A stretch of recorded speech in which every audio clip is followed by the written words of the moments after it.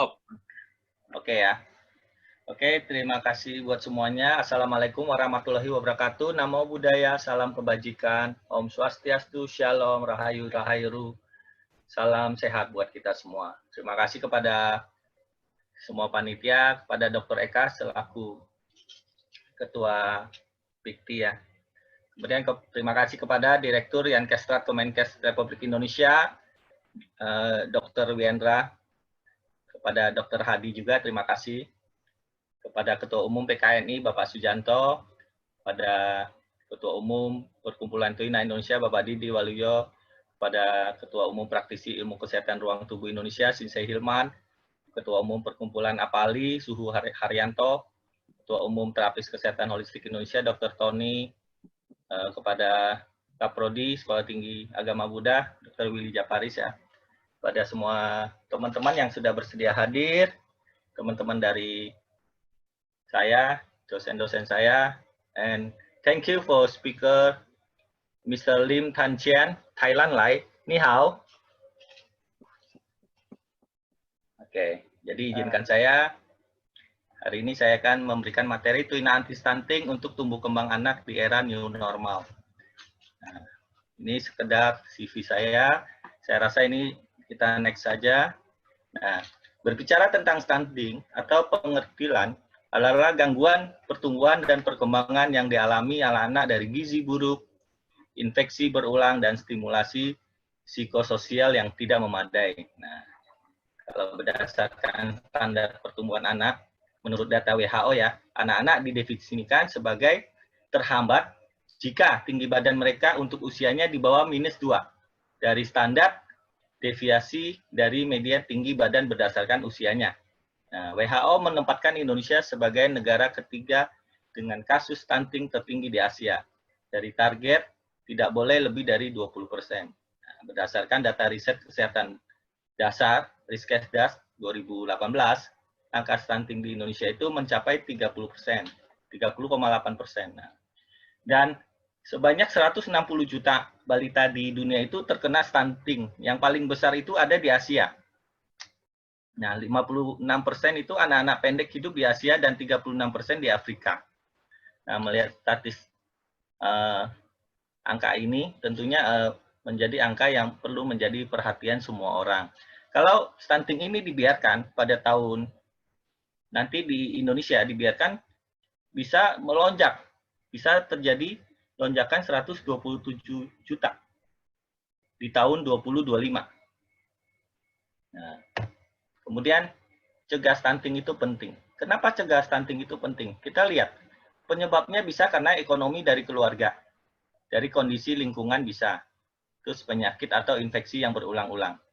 Nah, masalah non-kesehatan seperti aspek perilaku juga bisa, terutama pada pola asuh, parenting yang kurang baik dalam praktek asuhan, dan pemberian makan bagi bayi dan balita. Nah, akibatnya apa? Nah, kalau ini terganggu, pertumbuhannya fisiknya terganggu, seperti tubuhnya pendek atau kerdil pada usianya.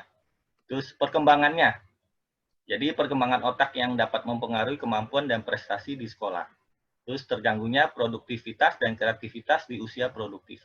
Jadi masalah stunting ini bukan hanya tumbuhnya, tetapi bagaimana otaknya bisa berkembang. Nah, gejala-gejala yang biasa diperlihatkan itu adalah anak-anak berbadan pendek untuk proporsi tubuh cenderung normal, tetapi anak tampak lebih muda atau kecil untuk seusianya. Nah, berat badannya rendah dan pertumbuhan tulang tertunda untuk anak seusianya. Nah, lalu pencegahan yang bisa dilakukan adalah imunisasi secara rutin, pola hidup yang sehat, pendidikan pola asuh anak, jadi parentingnya juga perlu ya. Kemudian akses terhadap sanitasi dan air bersih yang mudah. Nah, pemenuhan nutrisi pada 1000 hari pertama kehidupan. Nah, biasakan cuci tangan, memakai sabun dan air mengalir, serta buang air kecil dan besar pada tempatnya. Edukasi tentang kesehatan reproduksi dan gizi bagi remaja. Edukasi tentang persalinan dan pentingnya melakukan inisiasi menyusui dini atau IMD. Nah, jadi di era yang serba modern kemarin ini sebelum pandemik, tentunya orang tua itu sulit untuk mempunyai waktu bersama anak-anaknya. sehingga pola asuh ini, parenting ini sedikit berkurang. Tetapi di era pandemi ini, dengan bekerja di rumah, kebersamaan anak-anak dan orang tua ini bisa lebih banyak. Nah, kalau arah kebijakan dan rencana aksi program kesehatan masyarakat di tahun 2020 hingga 2024, jadi tantangan percepatan penurunan stunting ini nggak bisa dilakukan satu instansi saja. Ini perlu multi instansi. Jadi perlu antar instansi bekerja sama untuk menurunkan angka stunting ini. Nah, tidak hanya di orang-orang kesehatan saja, di instansi yang lain juga, misalnya dari PU, dari perikanan, dari PAUD ya, pendidikan, itu juga perlu kerja multisektoral ya. Jadi perlu kerjasama. Jadi nggak bisa menjadi tanggung jawab salah satu instansi saja, dan masyarakat juga dilibatkan. Nah, sehingga arah pemerintah ini stunting pada tahun 2024 bisa turun menjadi 14% dari angka 24,1% di tahun 2020 ini. Nah, kalau melihat peta kabupaten atau kota lokasi stunting tahun 2020 ini, di 34 provinsi di Indonesia, angka yang paling tinggi ini masih di daerah Papua, dan yang kedua ini di daerah Jawa Barat. Nah, ini menjadi tantangan buat kita semua, supaya angka stunting ini bisa turun. Oke, nah salah satunya bisa kita menggunakan ilmu Tuina. Nah, mungkin sebagian teman-teman sudah mengerti apa itu Tuina, atau yang teman-teman masih awam Tuina ini, kita akan mengetahui lebih banyak apa itu Tuina. Nah, kalau Tuina secara umum itu dari dua suku kata, yaitu Tuina. Nah, Tuina itu teknik manual yang bertujuan untuk meningkatkan kesehatan dan mengobati berbagai kondisi klinis. Ini mencakup teknik seperti mendorong tui dan menggenggam. Nah, jaringan lunak yang khusus untuk praktek TCM, Traditional Chinese Medicine, dan dipandu oleh prinsip untuk memobilisasi Qi, energi, kekuatan hidup meridian pada titik-titik akupuntur tubuh. Nah, Tuina ini telah digunakan di Cina selama lebih dari 2000 tahun. Di zaman kuno itu, Tuina juga disebut dengan Anmo, Anqiu, atau Qiumo. Nah, istilah Tuina ini sebenarnya pertama dicatat dalam literatur selama dinasti Ming ya, tahun 1368 hingga 1644 Masehi. Tuina dulu itu dikembangkan secara empiris. Pencapaian dan perkembangannya telah didokumentasikan dalam sejumlah besar teks klasik Huangzi Neqing. Jadi teks medis komprehensif pertama dalam TCM. Pada tahun 1956, sekolah Tuina pertama didirikan di Shanghai, di Tiongkok, dan sekarang tersedia di universitas dan perguruan tinggi TCM serta penelitian di seluruh Indonesia. Termasuk di Indonesia sudah dikembangkan pendidikan prodi pengobatan Tiongkok. Ya. Nah, lalu TCM ini adalah suatu modalitas kesehatan tradisional yang meliputi beberapa macam cabang kekusutan, dan Tuina adalah salah satunya. Nah, jadi di Tiongkok, Tuina itu salah satu bagian dari modalitas yang paling umum digunakan dalam praktek TCM. Nah, jadi Tuina ini juga bagian dari TCM. Sekarang dipraktekkan di seluruh dunia.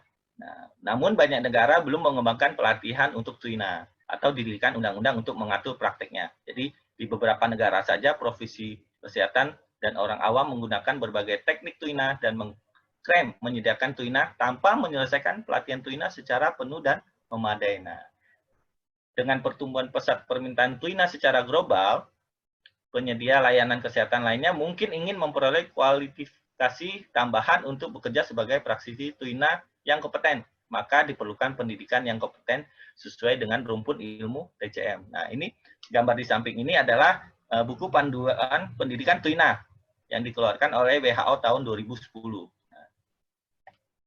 Nah, kita lihat perkembangan di dunia. Jadi Tuina ini di program konversi dapat dikembangkan untuk praktisi dengan pelatihan perawatan kesehatan dasar yang substansial untuk memungkinkan memperoleh keterampilan yang dibutuhkan memenuhi syarat untuk berlatih Tuina. Program-program ini dapat ditawarkan di penuh waktu atau paruh waktu dengan mempertimbangkan tata pelatihan perawatan kesehatan lainnya. Nah, jadi terjadi lonjakan sangat dramatis ya dalam populasi sebagai disiplin ilmu secara kolektif selama 30 tahun terakhir ini. Contohnya, di Mali itu terjadi lonjakan 75%, di Myanmar 70%, di Kanada 70%, di Jerman 80% menggunakan pengobatan tradisional dan menggunakan pengobatan komplementer dan alternatif untuk perawatan primer seumur hidup mereka. Nah, ini tentu menjadi tantangan pengobatan TCM ini semakin diminati, dan Tuina ini jadi salah satu peluang yang sangat bagus juga buat teman-teman yang ingin bersumbernya dengan tadi. Nah, lalu bagaimana aspek legal Tuina di Indonesia? Nah, seperti yang sudah diterangkan tadi oleh Ibu Direktur ya, Jan Kestrat, pelayanan kesehatan tradisional di Indonesia telah diatur oleh PP 103/2014 dan PMK 61/2016 tentang pelayanan kesehatan tradisional empiris yang dapat dipertanggungjawabkan keamanan dan manfaatnya secara empiris dan digunakan secara rasional. Tidak bertentangan dengan norma agama dan normal yang berlaku di masyarakat, dan tidak bertentangan dengan program pemerintah dalam upaya peningkatan derajat kesehatan masyarakat.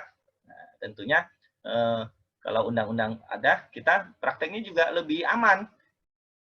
Terus pelayanan kesehatan tradisional empiris dikelompokkan berdasarkan cara pelayanannya, yaitu keterampilan. Nah, keterampilan ini meliputi teknik manual, energi, olah pikir, nah, ramuan, dan kombinasi dengan memadukan antara penggunaan ramuan dan keterampilan. Nah, Tuina ini termasuk dalam teknik manualnya, jadi tanpa menggunakan alat-alat. Jadi Tuina hanya menggunakan dari tangan terapisnya. Jadi secara hukum itu di Indonesia sudah melindungi untuk apapun yang ingin melakukan prakteknya ini harus melalui pendidikan dulu. Nah, lalu bagaimana pendidikannya? Nah, kalau berdasarkan standar buku WHO 2010, di Tuina itu dibutuhkan sekitar untuk teorinya saja 1.255 jam. Untuk prakteknya 535 jam. Jadi totalnya 2.000 jam kurang lebih. Nah, untuk pendidikan lengkapnya. Tapi para Tuina ahli membedakan 3 jenis pelatihan Tuina dalam fungsi sebelumnya. Pelatihan dan pengalaman klinis peserta pelatih. Tentunya teman-teman yang sudah pengalaman sebagai praktisi TCM yang lama, yang sudah memiliki ilmu-ilmu kesehatan lainnya atau tenaga kesehatan lainnya yang telah memiliki ilmu-ilmu anatomi tubuh, ilmu kesehatan lain, ilmu medikal, tentunya untuk disesuaikan. Karena orang kan belum tentu mendapat harus dipelajari dari awal lagi. Nah, untuk yang sudah nakes ataupun yang praktisi lama yang sudah memahami tentang anatomi, fisiologi ya tentang basic TCM, yin yang, 5 unsur, 8 dasar diagnosa, tentunya lebih cepat, nggak perlu 2.000 jam lagi untuk belajar. Nah, terus praktek Tuina membutuhkan sistem pelatihan, pemeriksaan, dan perizinan yang tepat dengan mempertimbangkan hal-hal sebagai berikutnya. Jadi harus diisi pelatihannya, diperhatikan. Terus metode pelatihannya, terus kepada siapa pelatihan akan diberikan, dan oleh siapa. Jadi pesertanya harus tahu siapa dulu, terus yang ngajar siapa. Kemudian peran dan tanggung jawab praktisi di masa depan bagaimana. Tingkat pendidikan yang dibutuhkan untuk melaksanakan pelatihan. Nah, kalau saat ini Tuina masih masuk dalam kesehatan tradisional empiris. Oke, lalu manfaat Tuina. Nah, apa sih sebenarnya manfaat Tuina anak-anak ini? Nah, pada anak-anak ini sangat banyak sekali.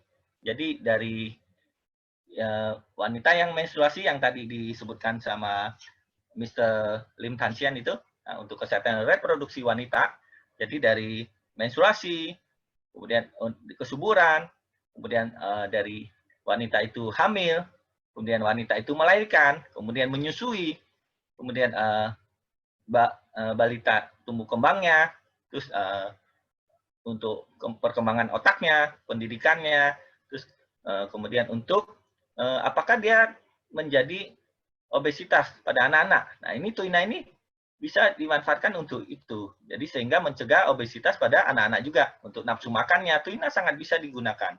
Nah, Kenapa? Karena titik-titik akupuntur ini adalah lokasi fisik di mana chi meridian dapat diakses untuk melepaskan pusat energi yang tersumbat atau padat di dalam tubuh yang mempromosikan aliran chi meridian yang tidak terhalang untuk kesehatan dan kesejahteraan. TCM memiliki sejarah panjang yang didasarkan dari pengetahuan, keterampilan, dan praktek yang didasarkan pada teori, kepercayaan, dan pengalaman yang berasal dari budaya yang berbeda. Apakah dapat dijelaskan atau tidak, digunakan dalam pemeriksaan kesehatan serta dalam pencegahan, diagnosis, peningkatan, atau perawatan penyakit fisik dan mental. Jadi WHO sudah mencatat untuk itu manfaat-manfaat daripada TCM ini. Nah, lalu apakah ada kontraindikasi dalam tuina? Ada. Nah, jadi harus diperhatikan. Nah, terutama untuk area perut dan lumbar sakral pada wanita hamil. Tentunya tuina yang dilakukan pada wanita hamil ini harus dengan hati-hati, ya. Kemudian dermatosis akibat luka bakar atau bisul. Nah, ini nggak boleh dilakukan tuina. Lalu penyakit berat, misalnya penyakit jantung, hepatosis, tumor ganas, atau piomia. Nah, kemudian beberapa penyakit perut akut seperti lambung dan perforasi akut usus 12 jari. Nah, berbagai kondisi hemoragik termasuk perdarahan traumatis, haematosesia, dan haematuria. Nah, cedera akut pada otak, nah, atau sistem saraf pusat, laserasi dalam organ, fraktur dini. Jadi ketika baru patah tulang, ya tentunya hati-hati. Dan ini bisa terjadi kontraindikasi. Paraplegia stadium awal dan kulit pecah. Nah, fraktur fisura tulang atau dislokasi tulang belakang leher. Nah, cedera tulang belakang terutama bila disertai gejala kompresi sumsum tulang belakang. Nah, berbagai penyakit infeksi seperti osteomyelitis, artritis septik, dan abses otak. Nah, berbagai penyakit menular akut seperti hepatitis dan TBC paru-paru. Nah, kemudian SARS juga termasuk, MERS juga termasuk, dan COVID-19 juga termasuk. Jadi ketika melakukan terhadap orang yang dengan gejala COVID ini juga harus hati-hati. Bisa terjadi penularan langsung, ya. Jadi untuk saat ini kan minimal APD level 1 yang harus digunakan, ya. Oke, ini yang bisa menjadi kontraindikasi dalam pelayanan tuina. Nah, lalu bagaimana sih mekanisme kerjanya tuina? Nah, tekanan tuina ini merangsang titik-titik akupuntur tertentu untuk tujuan terapeutik dan menstimulasi titik-titik ini sehingga dapat memperbaiki ketidakseimbangan antara chi melalui meridian dan selanjutnya mengobati penyakit. Nah, rangsangan tuina pada titik akupuntur atau acupoint akan menginduksi neurotransmission dan perubahan reaksi kimia pada sistem saraf pusat. Nah, selain itu berbagai jenis efek syaraf dengan atau tanpa keterlibatan faktor humoral serta mekanisme umpan balik negatif dapat meningkatkan pengendalian homeostatis dalam tubuh. Contoh, penekanan pada titik L4 Hoku akan berefek mengalihkan fokus nyeri yang terjadi di otak besar. Terus rangsangan penekanan pada titik-titik akupuntur ini menyebabkan pelepasan hormon dari dinorfin, serotonin, noradrenalin, beta endorfin, metaekrafalin. Nah, tekanan-tekanan ini tentunya disesuaikan dengan kondisi keluhan dari pasien, ya. Jadi kalau pasiennya gemuk, ya boleh dengan sedikit lebih dorongnya lebih kencang, digenggamnya lebih kencang. Nah, kalau untuk yang pasien yang beratnya kurus, nah, tentunya dengan ringan. Dan bahkan anak-anak itu dengan sentuhan, usapan, dan sedikit tekanan. Jadi diperhatikan, apalagi balita, ya. Nah, untuk bayi itu cukup dielus-elus saja di titik-titik meridian akupuntur. Lalu bagaimana durasinya? Nah, durasi yang biasa digunakan maksimal 1 menit untuk satu titik untuk menghindari ruam atau menghindari tekanan yang berlebih. Kemudian penelitian tuina ini sebenarnya sudah banyak dilakukan oleh teman-teman.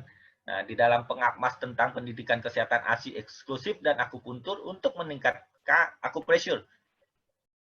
Untuk meningkatkan produksi ASI di kota Cirebon 2009 yang dilakukan oleh Riva dan teman-teman, termasuk saya di dalamnya, menjadikan masyarakat lebih memahami tentang manfaat ASI. Nah, serta dapat melakukan terapi akupressure tuina pada titik SI1, CV17, ST18 untuk meningkatkan produksi ASI secara mandiri. Nah, kemudian dalam jurnal kebidanan juga, dalam jurnal kebidanan Indonesia volume 10 nomor 2 2019 yang berjudul Efektivitas pijat tuina terhadap kenaikan berat badan balita usia 1-2 tahun oleh Titi Wijayanti Adriani Sulistiani diperoleh hasil bahwa pijit tuina efektif meningkatkan berat badan balita. Nah, dalam jurnal keperawatan juga volume 14 nomor 1 di April 2018 yang berjudul Pijat Tuina Efektif dalam Mengatasi Kesulitan Makan pada Anak Balita oleh Yusari Asi dan Bugiati diperoleh hasil penelitian bahwa pemberian pijat tuina pada anak balita lebih efektif untuk mengatasi kesulitan makan daripada pemberian multivitamin. Nah, teman-teman yang dari kebidanan hari ini juga hadir, terima kasih. Teman-teman dari keperawatan juga hadir, terima kasih. Nah, jadi tuina ini sudah sering saya ajarkan di kampus-kampus, di Poltekkes Kementerian Republik Indonesia, dari Jakarta, dari Surakarta, kemudian di Mataram, terus di Semarang, sampai di Sorong, ada juga di Kalimantan, dan di mana lagi nih. Nah, jadi bukan menjadi empiris saja, dan tuina ini sudah menjadi penelitian yang sangat ilmiah untuk saat ini. Nah, aplikasi tuina yang pernah saya lakukan pada tahun 2010, dari Januari sampai Juni 2010, di Sekolah Kebutuhan Khusus Muara Sejahtera di Kota Tangerang Selatan, Banten ya. Jadi intervensi yang saya lakukan pada saat itu terhadap anak-anak kebutuhan khusus, itu pelatihan tuina, jari puntur dari jari-jarinya dan sepat puntur untuk kepalanya, lalu dilakukan pelatihan senam yoga dasar. Nah, durasi yang diberikan pada saat itu 15 menit pijit, 15 menit senam yoga, dilakukan setiap hari selama 6 bulan. Jadi dari Senin sampai Sabtu. Nah, setelah mereka pulang sekolah, dilakukan kurang lebih 30 menit, mereka saling pepijit. Nah, jadi guru-guru mengawasi setiap hari, saya seminggu sekali datang. Nah, hasil yang didapatkan pada saat itu terjadi peningkatan pada nafsu makannya. Kemudian tinggi badannya meningkat, kestabilan emosinya lebih bagus, motorik tangan dan kakinya lebih bagus, nilai rapot dan prestasinya meningkat, kecerdasan dan daya ingatnya meningkat, daya tangkapnya, responsibility-nya meningkat, daya dengar dan bicaranya lebih jelas. Nah, apa indikasinya? Nilai rapot mereka lebih tinggi, kemudian mereka mengikuti lomba melukis pada saat itu, menang di juara 3 di tingkat kota.